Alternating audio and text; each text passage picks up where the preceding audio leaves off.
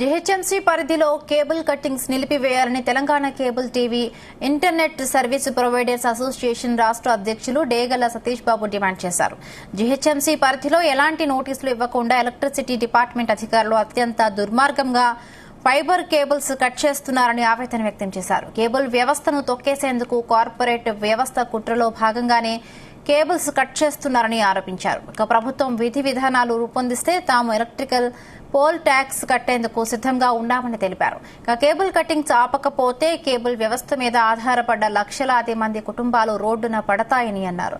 ఇక కట్ చేసిన కేబుల్స్ ను తిరిగి జాయిన్ చేసేందుకు లక్షలాది రూపాయలు ఖర్చవుతున్నాయని తెలిపారు.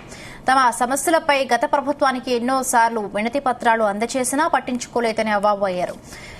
అమెరికా పర్యటనలో ఉన్న సీఎం రేవంత్ రెడ్డి రాగానే సమస్యలు మంత్రి శ్రీధర్ బాబు, సిఎస్ శాంతికుమారులను కలిసి వివరిస్తామని తెలిపారు.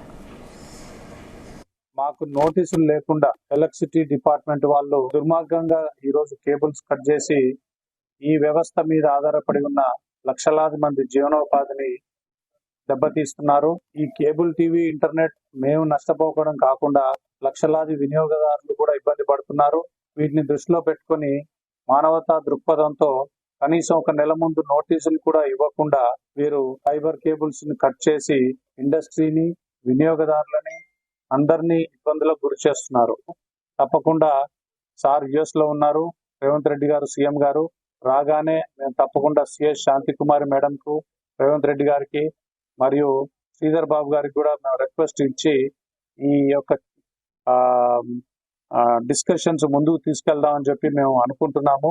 వాళ్ళు తప్పకుండా సార్ యుఎస్ లో ఉన్నారు, రేవంత్ రెడ్డి గారు సీఎం గారు రాగానే మేము తప్పకుండా సిఎస్ శాంతికుమారి మేడం కు, రేవంత్ రెడ్డి గారికి మరియు శ్రీధర్ బాబు గారికి కూడా మేము రిక్వెస్ట్ ఇచ్చి ఈ యొక్క డిస్కషన్స్ ముందుకు తీసుకెళ్దామని చెప్పి మేము అనుకుంటున్నాము.